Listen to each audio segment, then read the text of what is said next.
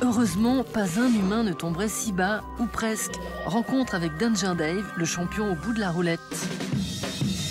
Mathieu, notre reporter glissant, a rendez-vous avec le réalisateur Philippe Petit, qui a suivi durant 5 ans un skateboarder loser.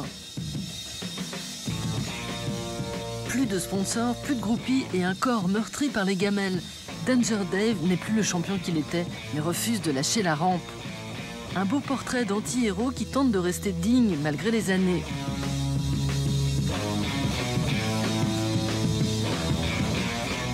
Me dis donc, Philippe, c'est pas un peu la loose de filmer un loser?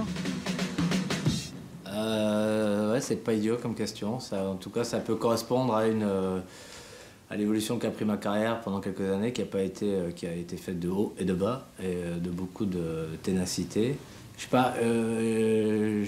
pas quelqu'un qui a été porté au sommet assez rapidement. Ça fait pas mal d'années que je travaille. Et du coup, comme faire des films, c'est aussi avant tout parler de soi-même, j'ai mis en avant une thématique qui m'est chère et que j'ai développée au fil des années. Je suis perdu, là.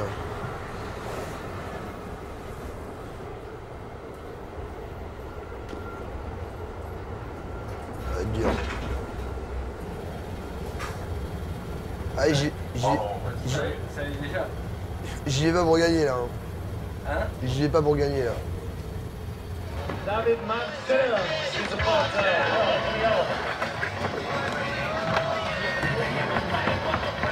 Pensé à l'origine comme une fiction, le film ne trouve pas de financement à cause de son casting composé de vrais skateurs.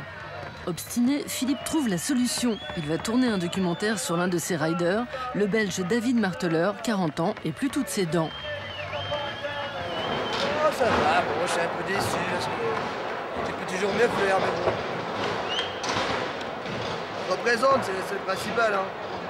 Après ça, tu t'amuses avec tes potes. Tant que tu t'amuses, c'est le principal, hein. Le jour sera la même et tu te fais chier. Je crois que l'une des premières fois où on s'est vu, on a fait une sorte d'essai comme ça, puis on est allé boire des coups, et je sais pas, une demi-heure plus tard, il Popincourt, on était en train de se battre avec des mecs dans la rue. Moi, je suis pas sûr d'avoir envie de ça. C'est un bouquet. Depuis son premier long métrage, il y a 10 ans, Philippe Petit observe les kidults, ces ados incapables de passer à l'âge adulte. Dans Insouciant, en 2004, le réalisateur met en scène le quotidien de 2 colocs skateurs défoncés à la coke. Une carrière de réalisateur que ce Français poursuit tout en étant comédien pour son ami Quentin Dupieux, comme dans son non-film, sorti en 2001.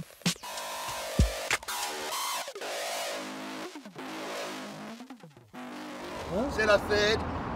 Les vibrations, elles sont au top, c'est cool, c'est Mais que tu cool. sais, voilà, comme Ouais. on peut les arrêter, David, tu vois, si on n'a pas envie, si on n'est pas. C'est pas une question, c'est toi qui on met, m'as la, dit le temps. on met la caméra comme ça, et on se dit ce qu'on a à se dire, et puis on rentre à Paris. caméra on dit, va se casser ça, la gueule, ça mon fait gars. 5 ans qu'on est comme ça, tu viens là, tu vois. Ta caméra va se casser On la gueule. s'embrasse, mon et puis moi je prends Ta l'avion. caméra va se casser la Elle se gueule. cassera pas la gueule, t'inquiète pas pour elle, la caméra. Tu vois, c'est Ouais. moi l'équipe, c'est mon autre travail, je t'ai à faire marcher. Ouais. Tu vois, on peut la regarder, on est ensemble. Tu vois, ça fait 5 ans qu'on fait ce film, on a fait plein de trucs. Moi je voulais filer la fin de carrière de David, ça s'est très bien passé. Là on se Quelle prend fin la de carrière? tête. Il y a pas de fin de carrière, mon Voilà, du coup il continue à faire de skate. Il a plus de sponsor, mais il a pas voulu vraiment le dire. Moi je le dis, et je comprends qu'il ait pas envie de le dire.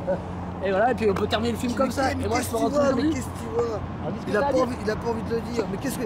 Je vais le dire maintenant. Toi maintenant t'as décidé qu'on devait parler et on parle. Quand toi t'as décidé, eh ben va te faire foutre, mec. Moi j'ai pas envie. Eh ben voilà, ça c'est bien, je comprends. Il est important à un moment donné de pouvoir faire évoluer les choses en soi, quoi.